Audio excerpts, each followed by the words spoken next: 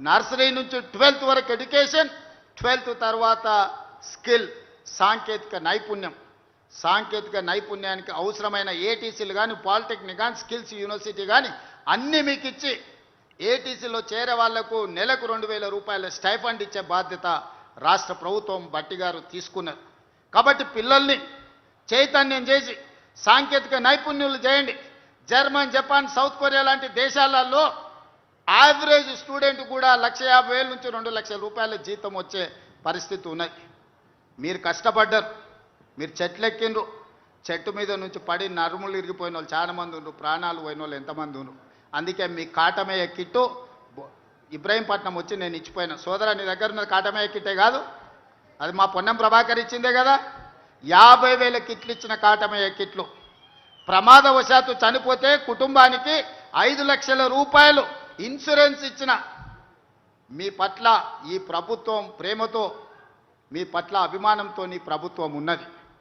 మీరు ఎక్కడికి పోవాల్సిన పనిలే, మీ దగ్గరకు వచ్చిన నీ ప్రభుత్వం మాదయ అని చెప్పురే.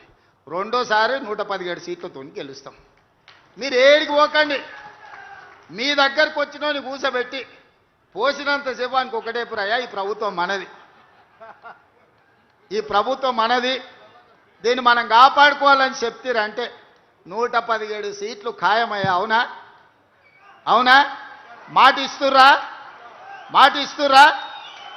ఇస్తురు కదా అందరు. మీరు అందరూ గట్టిగా ఏం పని గట్టిగా చెప్పండి. ఇప్పుడు నాకు నమ్మకం కలిగింది.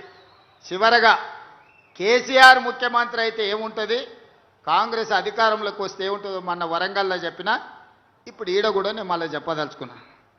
కేసీఆర్ ముఖ్యమంత్రి అయితే ఆయన కొడుకు కేటీఆర్ను వర్కింగ్ ప్రెసిడెంట్ చేసుకున్నాడు.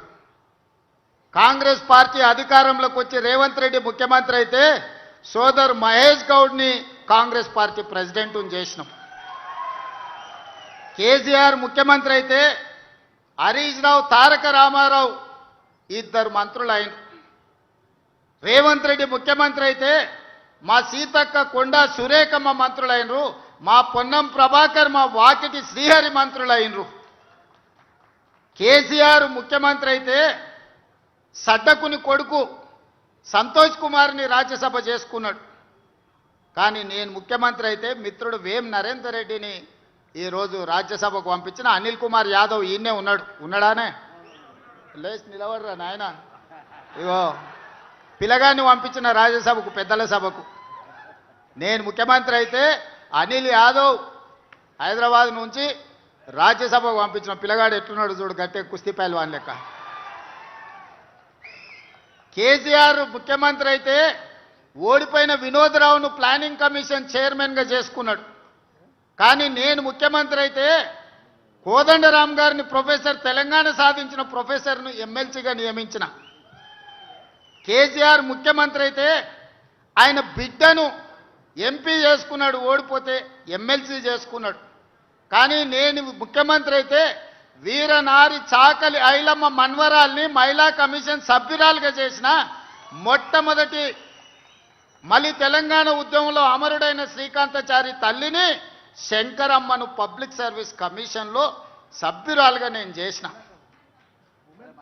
ఇవాళ ఆయనదేమో ఫ్యామిలీ జస్టిస్, నాదేమో సోషల్ జస్టిస్. సోదరులారా, అది దొరల న్యాయం, నాది సామాజిక న్యాయం. ఆయన ముఖ్యమంత్రి అయితే దయాకరావును మంత్రిని చేసుకున్నాడు. నేను ముఖ్యమంత్రి అయితే అడ్లూరు లక్ష్మణ్ వేదిక మీదనే ఉన్నట్టు మా సోదరిని ఈరోజు దళిత బిడ్డను ఇవాళ మనం మంత్రిగా చేసుకున్నాం. ఒక్కటే ఆలోచన చేయండి, ఇవాళ వాళ్ళు బాధపడుతురు, దుఃఖపడుతురు, శరజొచ్చి అడుక్కుంటురు, చెట్టుకు పుట్టకు కనిపించిన రాయికి రప్పకు మొక్కుతురు. కేసీఆర్ మళ్ళీ ముఖ్యమంత్రి కావాలి ఎట్లయినా అని. ఎందుకయ్యా అంటే 1000 ఎకరాలలో ఆయన ఫామ్ హౌస్ కట్టుకున్నాడు, 100 ఎకరాలలో కొడుకు కట్టుకున్నాడు, 50 ఎకరాలలో బిడ్డ కట్టుకున్నది, 25 ఎకరాలలో అల్లుడు కట్టుకున్నాడు. మరి వాళ్ళకి ఆయనే కావాలి కదనే ముఖ్యమంత్రి. మరి నేనైతే 7 లక్షల ఇందిరమ్మ ఇండ్లు ఈరోజు తెలంగాణ రాష్ట్రం నలుమూలల మా పొంగులేటి శ్రీనివాసరెడ్డిని పెట్టి ఇవాళ గ్రామంలో ఇందిరమ్మ ఇండ్లు కట్టిస్తలే మా సోదరులారా మీరు చెప్పుండ్రి. ప్రతి గ్రామంలో ఇవాళ ఇందిరమ్మ ఇండ్లు ఎక్కడి నుంచి వచ్చినాయి? మనమైనందుకు, మన ప్రభుత్వం వచ్చినందుకు వచ్చింది.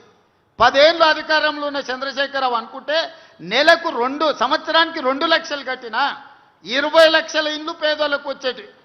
ఒక్క గౌడ సోదరుడు కూడా ఇల్లు లేకుండా ఈరోజు తెలంగాణ మొత్తం ఇండ్లు ఉండి ఆత్మగౌరవంతో బతికేటోళ్ళు. వాళ్ళకి ఏ రోజు కూడా పేదోడి ఇంటి మీద ధ్యాస లేదు, పేదోడి బతుకును బాగు చేయాలన్న ఆలోచన లేదు. ఆయన ఉండడానికి 10 ఎకరాలలో అక్కడ గడి కట్టుకున్నాడు, కొడుకు ఇంటికి వస్తలేడని వాస్తు బాగాలేదని గిది కట్టిండు. కానీ బుద్ధి చక్కగా లేకపోతే దశ దిశ అంటారు. దిశ చక్కగా లేకపోతే దశ వనికిరాదు.